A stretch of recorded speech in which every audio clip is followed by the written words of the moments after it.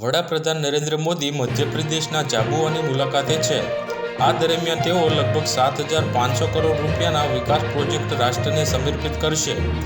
આ સિવાય વિશેષ પછાત જનજાતિની લાભાર્થી મહિલાઓને ફૂડ સબસિડીના માસિક હપ્તાઓનું વિતરણ કરવામાં આવશે। ભાજપના રાષ્ટ્રીય અધ્યક્ષ જેપી નડ્ડા 11 ફેબ્રુઆરીએ તમિલનાડુમાં ભાજપની રેલીને સંબોધિત કરશે।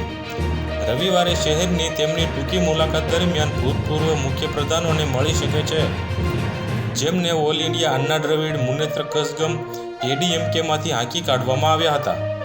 પનીરસેલ્વમ સહિતના ગઠબંધનના નેતાઓને મળી શકે છે। નવી દિલ્હી જતા પહેલા તેઓ હાર્બર મત વિસ્તારમાં જાહેર સભાને સંબોધિત કરે તેવી શક્યતા છે। યુપીના ઘણા ધારાસભ્યો રામલલ્લાના દર્શન કરવા અયોધ્યા પહોંચશે। ધારાસભ્યો સાથે વિધાનસભા અધ્યક્ષ પણ હાજર રહેશે। નરેન્દ્ર મોદીએ દેશ અને જનતા સાથે જોડાયેલા રહેવાની જાહેરાત પણ કરી હતી।